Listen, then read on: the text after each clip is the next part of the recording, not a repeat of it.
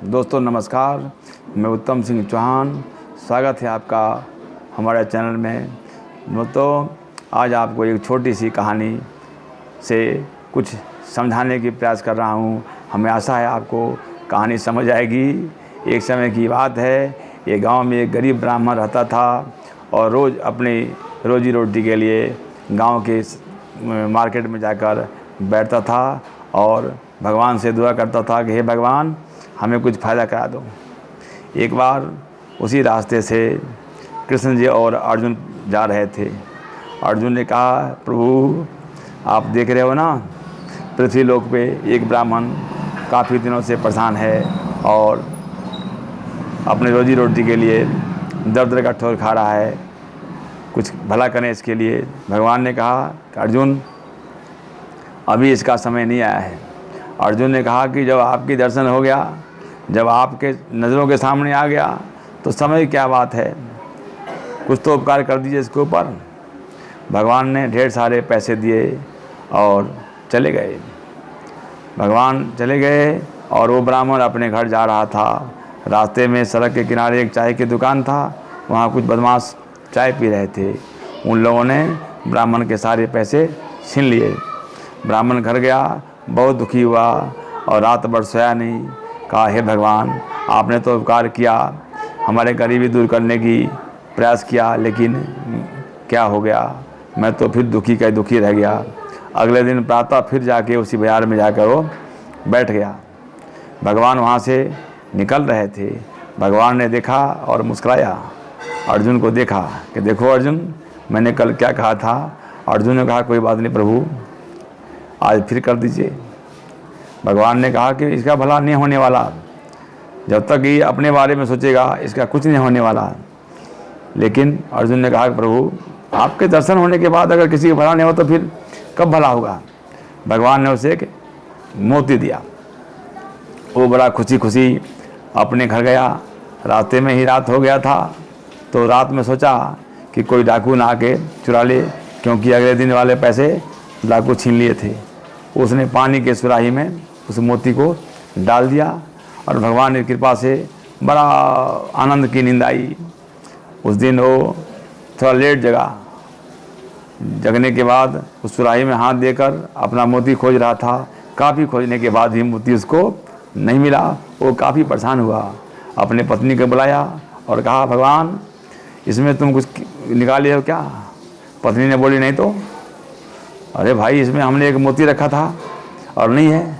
पत्नी ने कहा कि मैं नदी में स्नान करने गई थी और वहीं से इसको धोकर पानी लेके आई हूँ, तो हमें तो आपने कहा नहीं था, तो उसी में धुल गया होगा। ब्राह्मण बड़ा परेशान हुआ।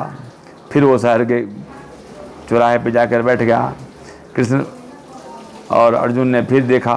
कहा कि भाई, मैं अर्जुन बार बार तुमसे कह रहा हूँ कि अब तक इसका समय नहीं आया है, क्योंकि अब तक ये अपने लिए सोच रहा है। जब तक ये परोपकार के लिए नहीं सोचेगा तब तक भला इसका नहीं हो सकता है। उस दिन भगवान ने उसे 4 आने दिया। 4 आने दिया। वो ब्राह्मण बड़ा परेशान हुआ। कहा, हे प्रभु, हमें 4 आना में एक कप चाय भी नहीं मिलेगा। हमें भला करने से क्या फ़ायदा होगा। आटा दाल रोटी की तो बात छोड़ो, एक कप चाय भी नहीं मिलेगा। वो रास्ते में यही सोचते हुए जा रहा था कि लग रहा है कि मेरा गरीबी दूर नहीं हुआ और हमारा जीवन में कष्ट ही कष्ट लिखा है। रास्ते में देखा सड़क के किनारे एक मछली वाला एक मछली को बेच रहा था। मछली जिंदा था, तड़प रहा था और उसे वो 4 आने करके बेचने के प्रयास कर रहा था। ब्राह्मण ने सोचा कि 4 आने से एक कप चाय भी नहीं होगा, ना हमारे घर के राशन पानी कुछ होगा, तो क्यों ना हम इस मछली का ही जान बचा दें। उसने 4 आने में वो मछली खरीद लिया और अपने कमंडल में डालकर घर की ओर जा रहा था। रास्ते में उसी चौराहे पे जहाँ वो चाय की दुकान पे बदमाशों ने पैसे छीने थे, उसी स्थान पर गया। लघु शंका करने के लिए नीचे बैठ गया और लघु शंका करने के बाद उसी कमंडल के जल से हाथ को पवित्र करने की कोशिश किया तो ब्राह्मण ने देखा कि उसी कमंडल में मोती है। मोती को देखकर ब्राह्मण अचंभित रह गया और खुशी के मारे नाचने लगा। उसने कहा, मिल गया मिल गया मिल गया।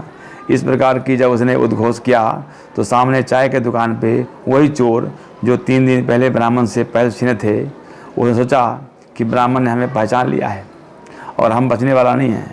वो सारे लोग ब्राह्मण के पास आया और ब्राह्मणों को हाथ जोड़ कहा, हे ब्राह्मण देवता, हम आपके पैसे वापस करते हैं, लेकिन कृपया हमें पुलिस के हवाले या कहीं राजा के पास कंप्लेंट ना करो, आप अपने पैसे लो। उस ब्राह्मण को उन चोरों ने पैसे लौटा दिया और वो मोती मिल गया और मछली को ब्राह्मण खुशी खुशी जाकर नदी में छोड़ दिया। तो मित्रों, जब तक ब्राह्मण या जब तक मनुष्य अपना स्वार्थ देखता है, तब तक वो नाना प्रकार के विपदा में घिरा रहता है। लेकिन जिस दिन मनुष्य अपना स्वार्थ से ऊपर उठ के परोपकार की भावना अपने दिल में लाता है, उसी दिन उसका कल्याण हो जाता है।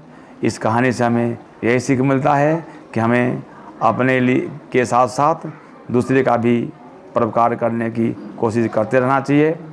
अगर मेरा वीडियो आपको अच्छा लगा हो तो कृपया वीडियो को लाइक करें, शेयर करें, कमेंट करें तथा हमारे चैनल को सब्सक्राइब करें, बेल आइकन को प्रेस करें। जय हिंद।